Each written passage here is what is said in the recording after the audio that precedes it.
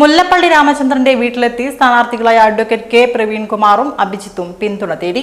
ഇന്ന് വൈകുന്നേരം 4 മണിയോട് കൂടിയാണ് കൊയിലാണ്ടി മണ്ഡലം സ്ഥാനാർത്ഥിയും DCC പ്രസിഡന്റുമായ കെ പ്രവീൺകുമാറും നാദാപുരം സ്ഥാനാർത്ഥി അഭിജിത്തും മുല്ലപ്പള്ളിയുടെ പിന്തുണ തേടി വീട്ടിലെത്തിയത്.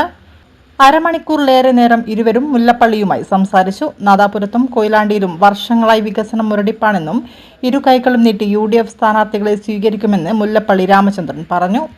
കോഴിക്കോട് ജില്ലയിലെ കോൺഗ്രസ് കമ്മിറ്റിയെ നയിച്ച ഏറ്റവും പ്രധാനപ്പെട്ട ഒരു നായകനാണ് ശ്രീമാൻ പ്രവീൺ. അദ്ദേഹമാണ് കൊയിലാണ്ടിയിലെ സ്ഥാനാർത്ഥിയെ മത്സരിക്കുന്നത്. ഞങ്ങളുടെ പ്രസ്റ്റീജിയസ് ആയിട്ടുള്ള ഫൈറ്റാണ് കൊയിലാണ്ടിയിലെ ഫൈറ്റ്. അദ്ദേഹത്തെയാണ് ഞങ്ങൾ ഇത്തവണ അവിടെ സ്ഥാനാർത്ഥിയായിട്ട് നിർണയിച്ചിട്ടുള്ളത്. കൊയിലാണ്ടി വലിയ ഭൂരിപക്ഷത്തോട് പിടിക്കണം എന്ന പ്രതീക്ഷയോട് തന്നെയാണ് അദ്ദേഹത്തെ അങ്ങോട്ട് അയച്ചിരിക്കുന്നത്. പിന്നെ കൊയിലാണ്ടി കോൺഗ്രസിൻ്റെ ഒരു പരമ്പരാഗത സീറ്റായിരുന്നു. സമീപകാലത്ത് പല കാരണങ്ങൾ കൊണ്ട് നഷ്ടപ്പെട്ടു പോയെന്ന് മാത്രമേ ഉള്ളൂ.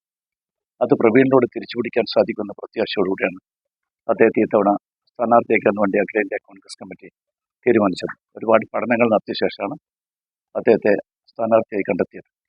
അതുപോലെ നാദാപുരത്തിൻ്റെ ചരിത്രത്തിൽ ഒറ്റത്തവണ മാത്രമാണ് ഐക്യ ജനാധിപത്യ കക്ഷിയുടെ ഒരു സ്ഥാനാർത്ഥി വിജയിച്ചത്, വർഷങ്ങൾക്ക് മുമ്പ്. അതിനുശേഷം ഒരു സ്ഥാനാർത്ഥി ഉണ്ടായിട്ടില്ല.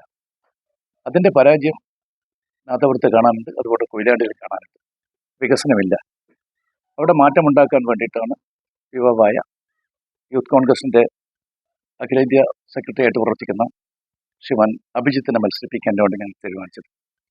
അഭിജിത്തും ഞങ്ങളെ സംബന്ധിച്ചിടത്തോളം വളരെ പ്രോമിസിംഗ് ആയ ചെറുപ്പക്കാരനാണ്. ഇവർ രണ്ടുപേരും കോൺഗ്രസിൻ്റെ മുതൽക്കൂട്ടാണ്. രണ്ടുപേരും വിജയശ്രീലാളിതർക്ക് വരണം എന്നാണ് ഞങ്ങളൊക്കെ തന്നെ ആഗ്രഹിക്കുന്നത്. ജനങ്ങൾ അവരെ ഇരുകൈയും നീട്ടി സ്വീകരിക്കുമെന്ന കാര്യത്തിൽ എനിക്ക് അശേഷം സംശയമില്ല. ഈ സംസ്ഥാനത്തെ ഏറ്റവും സീനിയറായ നേതാവ്. വ്യക്തിപരമായി പറയുകയാണെങ്കിൽ എൻ്റെ രാഷ്ട്രീയ ജീവിതത്തിൽ എന്നെ കൈപിടിച്ചു നിർത്താൻ ഒരുപാട് സഹായിച്ച നേതാവ്. മാത്രമല്ല ആദർശ രാഷ്ട്രീയത്തിന്റെ അണയാത്ത വിളക്കിന് ഏതൊരു കോൺഗ്രസ്സുകാരനും കൂടിയത് അഭിമാനത്തോടെ പറയുന്ന നേതാവ്.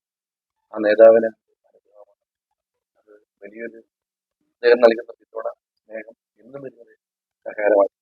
ഈ തെരഞ്ഞെടുപ്പിൽ ഈ പിന്തുണയും അനുഗ്രഹവും വലിയ നേതാവാണ്. നിങ്ങളെ വല്ലാതെ പ്രോത്സാഹിക്കുന്ന ആൾ കൂടിയാണ്.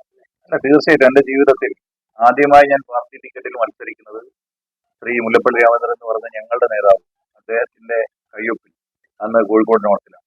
പിന്നീട് അത് സാധാരണ ഒരു സ്ഥാനാർത്ഥി KPC പ്രഖ്യാപിച്ചാൽ അത് പിന്നീട് KPCCയുടെ സ്ഥാനാർത്ഥിയാണ്. പക്ഷെ എന്നെ സംബന്ധിച്ച് ആ തെരഞ്ഞെടുപ്പിൽ മത്സരിക്കുമ്പോൾ മറ്റാർക്കും ലഭിക്കാത്ത പല പരിഗണനകളും അന്ന് ഒരു സ്ഥാനാർത്ഥി എന്ന രീതിയിൽ അദ്ദേഹത്തിൽ നിന്ന് അനുഭവിക്കാൻ എനിക്ക് സാധിച്ചു.